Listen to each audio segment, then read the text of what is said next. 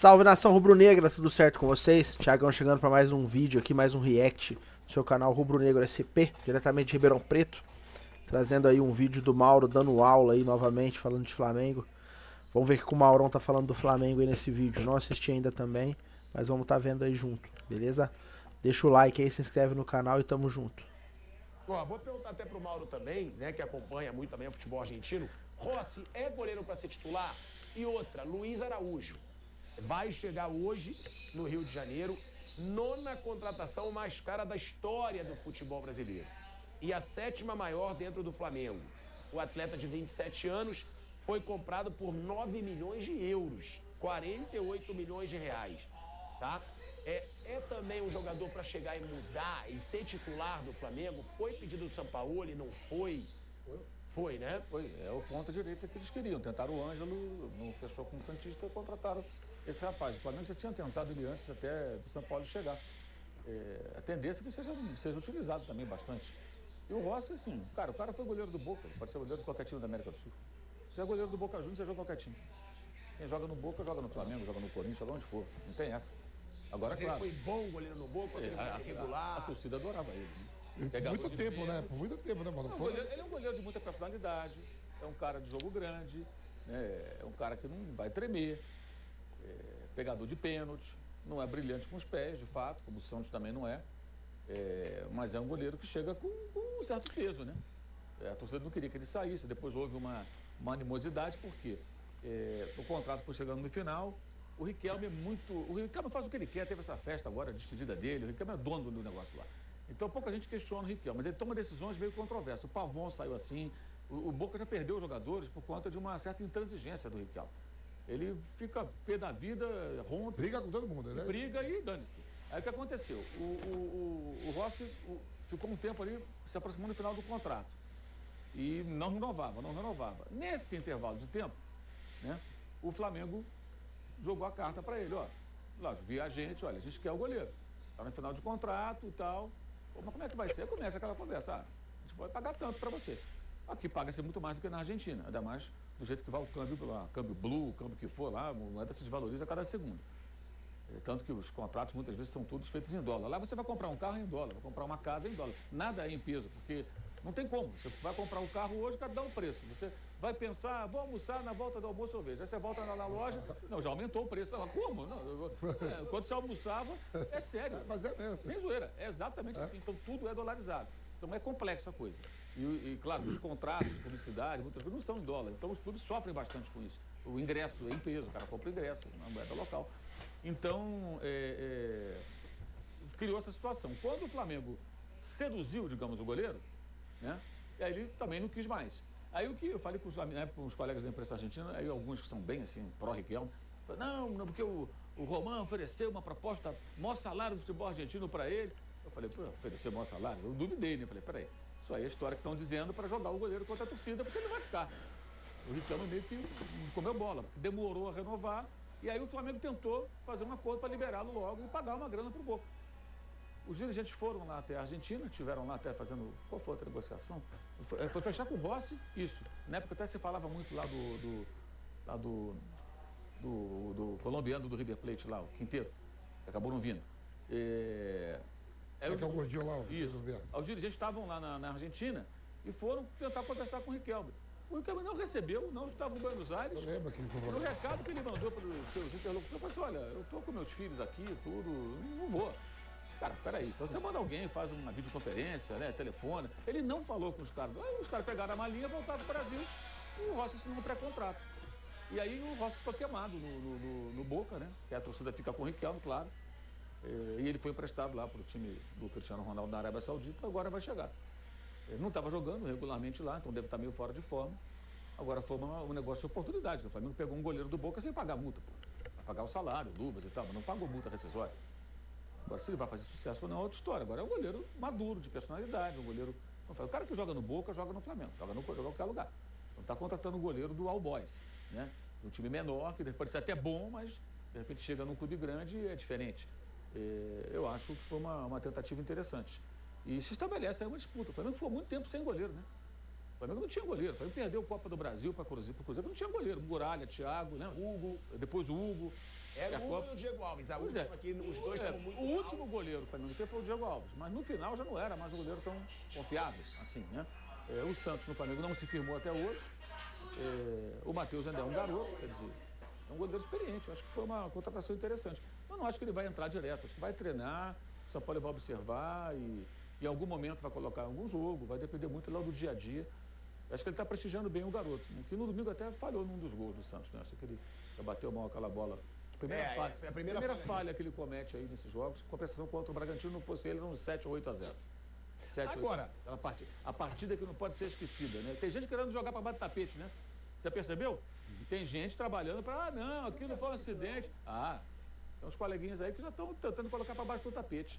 Ué, do Santos também foi péssimo. Como se o jogo não tivesse acontecido. Não, mas o Santos foi péssimo, mas do Bragantino foi uma vergonha. Foi. Aquilo foi vergonha. Tomar de 4-0 e assim, o goleiro fazendo várias defesas. Muita velocidade. Você toma a bola no gol. Peraí, o que é aquilo ali, meu amigo? 10 dias sem treinando e você joga aquilo ali. O Bragantino atropelou mesmo. Aí termina o jogo, o jogador vai dar entrevista. Não, realmente jogamos mal. Isso a gente sabe. Explica por que jogaram assim. A pergunta é essa. Por que jogaram assim? O que aconteceu? Estavam com dor de barriga, passaram mal. O que aconteceu? Aquilo é uma vergonha. Eu acho impressionante como um jogo daquele não tem consequência, cara. Sabe? Assim, consequência nenhuma, assim. Nada. Tem que ter desconsequência. Não, cara, lá não. Acho que a diretoria tem que entrar em campo. Tem que chegar alguém e falar, o que é isso? O que estão pensando? Que negócio é esse, meu amigo? Que jogo foi esse? Depois de 10 dias. Não pode ficar só em cima do técnico. O presidente tinha que ir lá, o vice-futebol tinha que ir lá. Eles dois. O Dandinho e o Marcos Braz. Aí era para ter reunião. Que isso? Que negócio é esse? Mostra o vídeo para os caras lá, pega assim um compacto do jogo, chega no auditório todo mundo e mostra. Olha só o que vocês fizeram. O que é isso aqui? Vocês têm vergonha?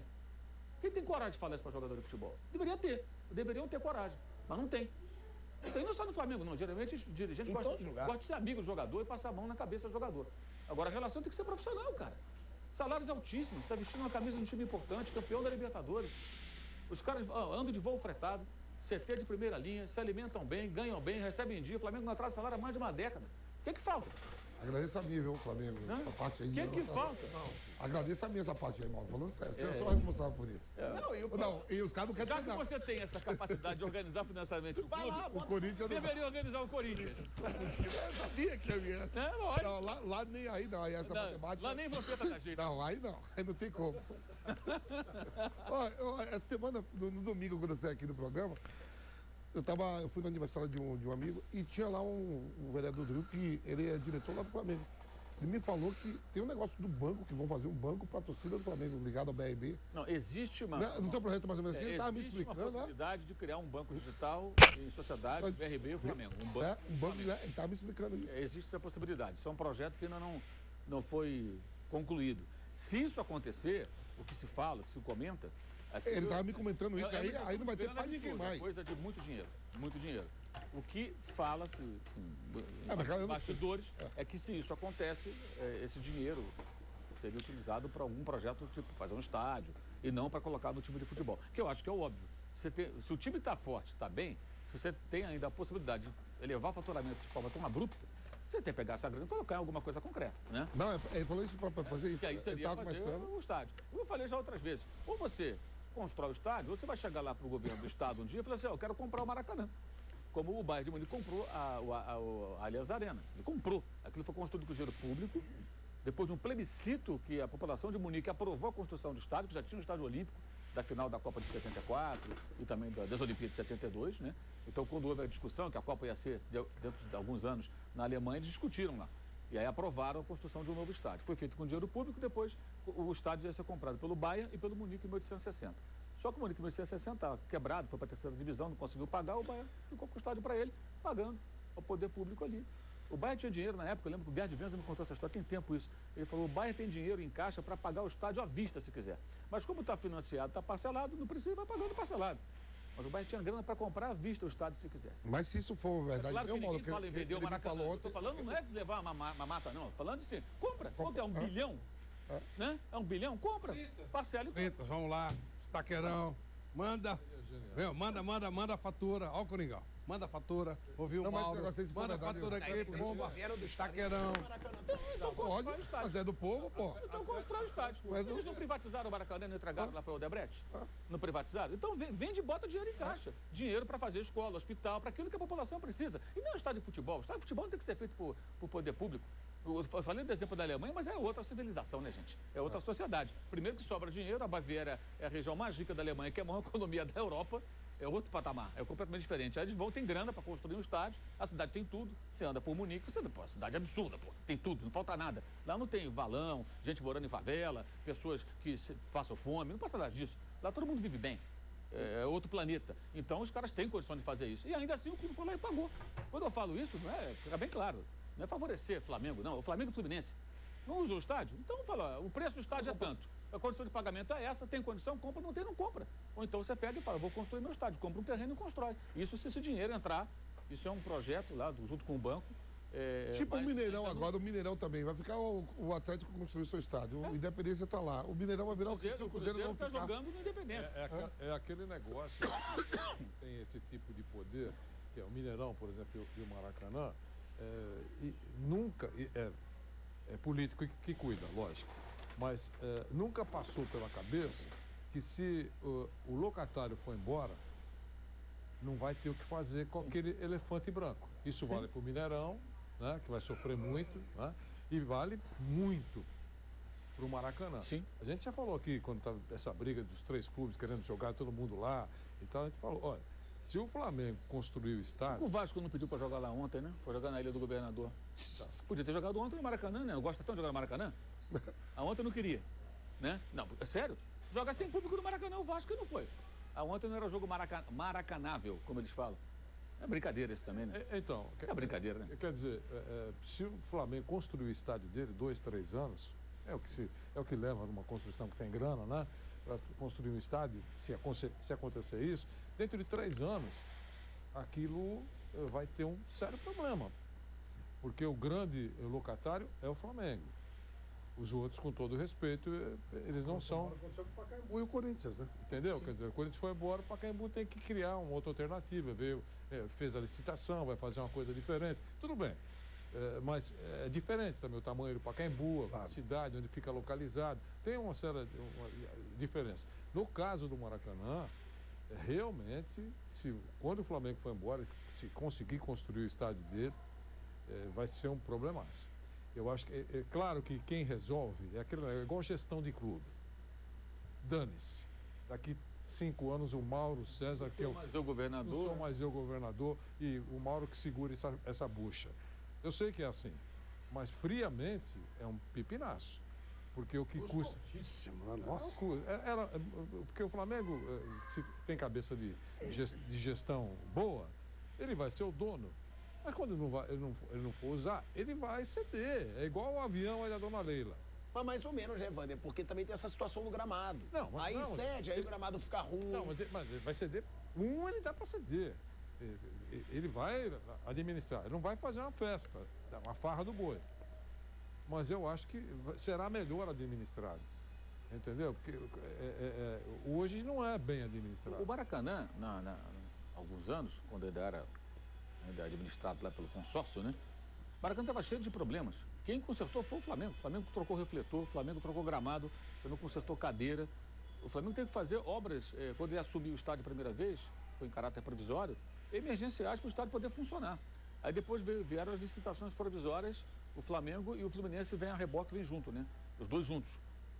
Isso está sendo renovado de tempos em tempos. A questão é que o edital do Estado do Rio de Janeiro, para licitação por 30 anos, que está de novo sendo revisto, rediscutido, ele coloca algumas cláusulas que são muito leoninas. Por exemplo, a obrigatoriedade de ceder o estádio quando talvez o Vasco quiser. Então, não é difícil assim. O Flamengo e o Fluminense assumem o estádio, cuidam do estádio. É mais ou menos o seguinte, ó, essa casa aqui, quem cuida são vocês dois. Beleza, mas quando eu quiser, eu vou lá passar o fim de semana, fazer churrasco, ficar na piscina e vocês têm que sair. Então o cara banca, e na hora que o outro está afim de passar um fim de semana, você tem que abrir a porta pro cara e tudo bem. E eu pago o preço que eu quiser. O Vasco ainda quer pagar menos ainda do que eles dizem que custa. Então por que o Vasco não divide com o Flamengo e o Fluminense ali no dia a dia? Né?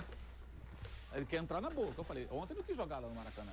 Mas quando tem o potencial de um Maracanã lotado, com sua grande torcida, como sem torcida não vai mesmo, né? No Maracanã. Aí é muito fácil, né? Eu tenho São Januário, jogo São Januário. Vocês ficam no Maracanã. Quando me interessar, eu vou. E o edital de licitação, ele dá brecha para isso. O Botafogo não, que o Botafogo joga lá no Engenhão, no Newton Santos, né?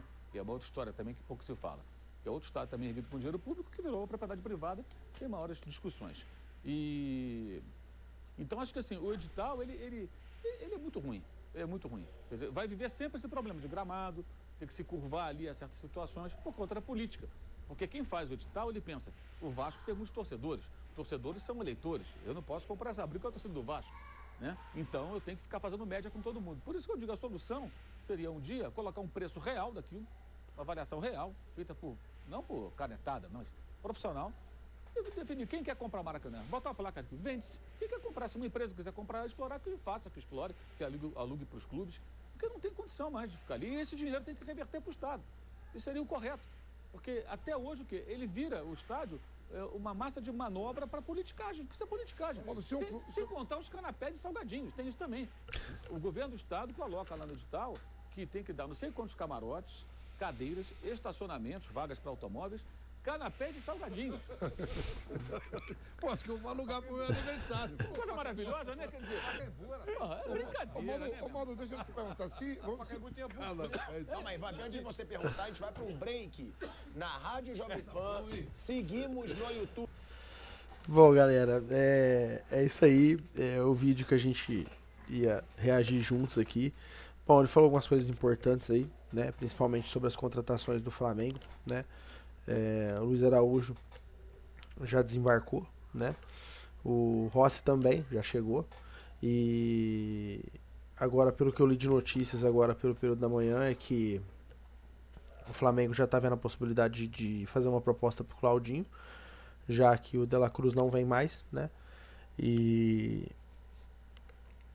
tem o Alan também, né? Na questão do Alan, o Alan é só questão de resolver lá, de pagar a parte do clube revelador, né? Isso aí é fácil de resolver, o Flamengo já tá correndo atrás, provavelmente até sexta-feira resolve, né? Mas muito legal aí essas críticas que eles fizeram em relação à concessão do Maracanã, né? A gente já vem vendo isso há muito tempo, né? O Vasco só joga quando é conveniente para eles, mas cuidar mesmo não quer cuidar, né? Então é isso daí, galera. Esse vídeo foi muito interessante. O Mauro César sempre dando um show de comentário, sempre dando um show, né, nas declarações dele. E foi esse vídeo aí que a gente viu hoje, tá? Pretendo trazer mais vídeos aí no canal, tá bom? Se inscreve, deixa o seu like e bora lá. Tamo junto.